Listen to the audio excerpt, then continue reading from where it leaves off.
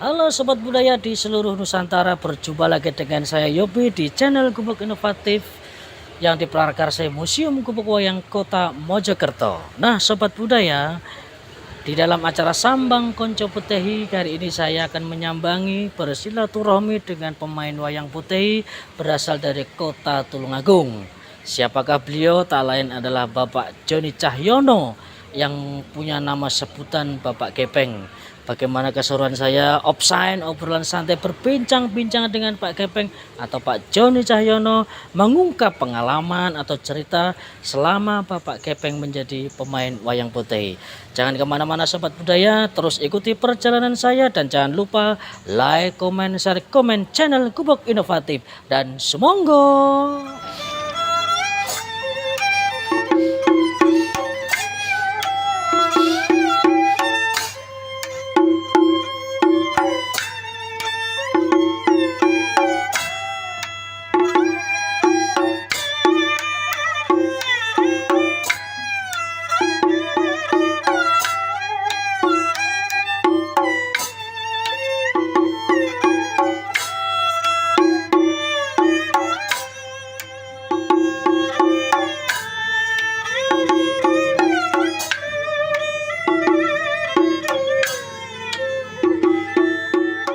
Halo Sobat Budaya di seluruh Nusantara, saat sekarang ini saya sudah bersama narasumber, juga ini seorang pemain wayang putih, nama Pak Joni Cahyono. Sedangkan Pak Joni Cahyono ini mempunyai nama julukan di pewayangan putih, namanya adalah Pak Gepeng. Dan jangan lupa Sobat Budaya, sebelum saya melanjutkan offside obrolan santai dengan Bapak Joni Cahyono, terus ikuti channel Gubuk Inovatif yang diprakarsai Museum Gubuk Wayang. Jangan lupa like, share, komen. Saya tunggu ya Sobat Budaya. Nah Pak Gepeng, apa kabarnya? Luar biasa sehat. Sehat selalu ya Pak. Sudah lama kita nggak jumpa, karena nanti Pak Gepeng bisa bercerita dengan Sobat Budaya, karena kita di dalam acara Sambang Konco Putehi, mewakili Museum Gubuk Wayang Kota Mojokerto. Kita menyambangi Pak Gepeng, teman-teman pelaku seni wayang putih, biar nanti Sobat Budaya bisa mengetahui aktivitas, pengalaman, cerita Pak Gepeng selama menjadi seniman wayang putih. Nah Pak Gepeng, mungkin Pak Gepeng masih ingat mulai tahun berapakah ini Pak Gepeng belajar atau menekuni sebagai seniman wayang putih? Monggo. Kebetulan mulai tahun 1999. Oh, tahun 99. Pada waktu itu potehinya main di Kota Krian. Kota Krian. Boleh bisa diceritakan ikut siapa waktu itu? Waktu itu ikut Pak Gunawan Pak Gunawan dari Blitar. Oh, Pak Gunawan Lim Sing Chuan itu ya, dari Ludoyo Blitar. Terus pada waktu itu kekurangan pemain. Nah, kebetulan pas waktu itu saya memang nganggur dan belum bisa apa-apa. Cuman Pak Gunawan yakin kalau saya nanti di sana diajari satu hari sudah bisa gitu. Oh iya. Makanya itu saya datang ke sana, satu hari belajar, besoknya langsung main. Langsung main sebagai pembantu dalang. Oh, asisten dalang. Jiju kalau di bahasa putih ya. Berarti awal mula Pak Gepeng ini ikut menekuni wayang putih di Kota Krian, di Kelenteng Krian itu ya, ikut sama almarhum dalang Pak Gunawan atau Om Sing Chuan. Nah Sobat Budaya, sedikit saya boleh bercerita. Memang wayang putih itu kan kita mengadopsi budaya dari negeri Tiongkok, dan saat sekarang ini banyak teman-teman terutama Muslim ya Pak Gepeng ya, yang belajar wayang putih. Awalnya memang kita menonton, merasa penasaran, dan akhirnya kita ingin belajar, dan sampai sekarang pun akhirnya ada yang jadi pemain, juga ada ini dalang. Kalau Pak Jon ini Nasrani mungkin ya? Nasrani. Ini Pak Jon ini Nasrani. Nah Pak Jon ini selama menjadi pemain wayang putih, masih ingatkah Pak Joni itu ikut dalang siapa saja? Mungkin nanti bisa diingat-ingat. Ya. Setelah Pak Gunawan itu pernah ikut dalang Pak Widodo. Oh, Pak Widodo dari Jombang. Ya. Ya. Terus Pak Kiki Dari atau Surabaya. Pak Sutarto. Pak Keke atau Pak Sutarto dari Surabaya. Terus pernah lagi ikut pada waktu itu main di museum, ikut Muki di channel. Oh gitu, ikut Pak Doni. Ya. Mm-mm. Itu terus kalau di sini Pak Santoso. Pak Santoso juga pernah ikut saya ini Ya. Pak Gepeng ini dulu menjadi kemarin ya Pak tahun Ya. kemarin saya kita pentas ke Kota Medan, Sobat Medan. Budaya. Di sana kita mendapatkan undangan dan Pak Gepeng ini termasuk ikut tim sebagai asisten saya. Nah, Pak Gepeng dengan adanya pertama kali ikut Pak Gunawan atau Pak Sing Chuan, setelah itu Pak Gepeng terus ya ikut wayang atau mungkin ikut dalang-dalang lainnya apa selalu melanjutkan Om Sing Chuan? Kalau waktu itu cuma ikut selama 3 tahun. Ikut Om Sing Chuan. Iya. Habis itu terus vakum. Setelah itu terus pas kebetulan saya pindah tempat tinggal di Mojokerto, ikut Pak Widodo. Ya ikut siapa dalang yang istilahnya kekurangan panja atau yang membutuhkan tenaga. Memang Sobat Budaya kalau kita bisa mengulas memang acara Sambang Konco Putih ini ada, tapi almarhum beliau Bapak Gunawan atau Om Sing Chuan sudah meninggal ya Pak Gepeng. Jadi kita tidak bisa wawancara. Memang kalau menurut cerita Om Sing Chuan ini termasuk seorang dalang peranakan yang waduh ini terkenal, banyak job, banyak kelenteng-kelenteng. Bahkan saya pernah main di Jawa Tengah Pak Gepeng, di kota Rembang.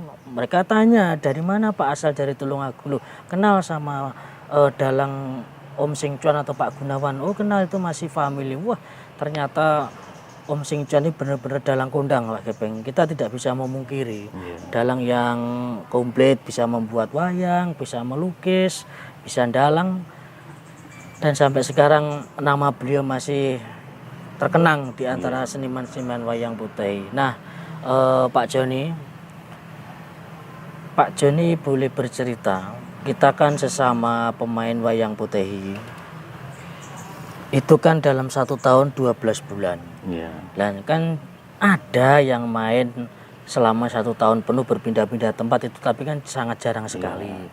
Nah dalam 1 tahun 12 bulan kira-kira Pak Gepeng pernah main berapa bulan, dan setelah tidak ada pementasan mungkin aktivitas apa, kegiatan apa untuk mencukupi keluarga? Kan Pak Joni kan sudah berkeluarga sekarang. Anaknya berapa Pak? Anaknya 3. Anaknya 3. Nah Pak Joni bisa bercerita aktivitas apa atau pekerjaan apa, kegiatan apapun yang dilakukan untuk mengisi kekosongan bila mana tidak ada tanggapan. Monggo. Kalau dalam 1 tahun paling lama antara 4 sampai 5 bulan. Pentas Pak ya, dari kelenteng satu ke kelenteng mana-mana itu.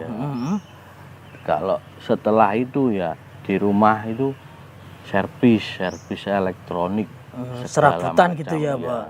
Misalkan servis kayak kompor gas, kipas angin, kulkas mesin itu. cuci, kulkas, AC. Itu freelance Pak ya itu? Freelance. Diundang monggo, didatangkan di rumah monggo gitu ya. Terus kalau ada yang mau bersih-bersih rumah, benerin genteng bocor, ganti talang, itu ya siap. Siap Pak ya, yang penting halal, satu, tidak merugikan orang, kita tidak membohongi, dan apapun yang kita lakukan ini adalah sebuah bagaimana cara kita bertahan demi mencukupi keluarga, kan begitu ya Pak Gepeng. Jadi memang di video-video sebelumnya Sobat Budaya memang ada yang mengadakan pementasan dalam 1 tahun itu, ada yang pindah-pindah itu tidak istirahat, ada cuma kemungkinan jarang sekali. Tapi dalam 12 bulan ada yang main 9 bulan, 6 bulan lah. Setelah itu kan harus ada kegiatan untuk menutupi kebutuhan sehari-hari, kan begitu Pak Gepeng. Nah Pak Gepeng saya dengar dulu sempat hijrah, sempat transmigrasi ke Malaysia Pak ya? Iya pernah. Itu apa mungkin mau merubah nasib atau bagaimana? Tapi kan sampai sekarang aja kembali ke wayang putih Pak. Bisa diceritakan biar nanti bisa menambah pengetahuan buat sobat budaya. Awalnya ya mau merubah nasib, berhubung karena rezeki mati itu yang menentukan Tuhan. Betul. Jadi, bagaimanapun kita berusaha, kalau belum rezekinya ya memang belum ada. Ya, belum Tuhan yang menentukan kapan, Tuhan meskipun belum dioyo kan tidak bisa ya mengizinkan, Pak. ya. Iya. Akhirnya ya kembali lagi ke daerah asal. Iya. Di berapa tahun Pak di Malaysia? Cuma sebentar, sekitar hampir 1 tahunan lah. 1 tahun lah itu. Terus kembali ke Kota Tulungagung, dan saya juga ada tanggapan Pak Gepeng mesti saya ajak karena begini sobat budaya. Selain dia asisten dalang, dia kan juga tukang serabutan. Andai kan kita membutuhkan peralatan apa-apa, lah ini Pak Gepeng ini secara instan bikin secara darurat gitu ya Pak ya, untuk kelengkapan pementasan. Nah Pak Gepeng bisa menceritakan mengenai pengalaman. Kan kita sesama seniman wayang putih pasti kan mempunyai cerita atau pengalaman keluh kesah suka duka yang pernah kita alami selama menjadi pelaku seni wayang putih. Pak Gepeng mungkin punya pengalaman atau cerita yang lucu atau yang seneng atau yang susah, cerita main di kelenteng mana atau di tempat mana, mungkin bisa sedikit memberi warna biar penonton ini sobat budaya bisa mengetahui. Monggo Pak. Ya. Kalau pengalamannya ini seru waktu main wayang putih ini. Iya. Karena pertama kita bisa keluar kota, pindah-pindah kota. Dan di sana itu enaknya kita dikenal sebagai seniman. Iya. Orang-orang itu kayak menghormati gitu Pak. Jadi kita mau kemana-kemana ketemu Pak Dalang, oh ini asisten Dalang. Iya. Ya. Memang Jadi gitu. senangnya di situ Pak. Iya. Banyak kenalan-kenalan. Kita sangat dihargai bisa ya, Pak. jadi saudara, bisa jadi teman. Memang kalau kadang risikonya Pak Iya. ya, mungkin yang ada yang bilang dikatakan sudah menjadi risiko kita sebagai pemain wayang putih. Cuman susahnya satu. Apa itu? Susahnya itu kalau kita berangkat main di mana itu kan enggak bisa langsung kita bayaran. Iya. Nunggu dulu 5 Beberapa hari. hari. Iya, memang kan seperti Nah, itu. untuk ninggali orang rumah itu tadi. Nah, kita gimana gitu caranya? Ya. Pinjam sana, pinjam sini. Jadi begini sobat budaya, aturan main kalau kita pentas di kelenteng atau gitu memang kita mengikuti cara cek dulu ya Pak Gepeng. Jadi kita ini begitu hari ini mulai pentas, nanti setelah 5 hari baru kita datang ke kantor minta gajian atau minta bayaran pentas selama 5 hari lah. Setelah itu nanti pementasan kita dapat uang dibagi sama dalangnya apa sama yang bertanggung jawab, yang menerima job itu. Nah setelah itu 5 hari nanti kita kirim ke rumah. Nah kita nanti menunggu lagi 5 hari kan gitu ya Pak Gepeng lah.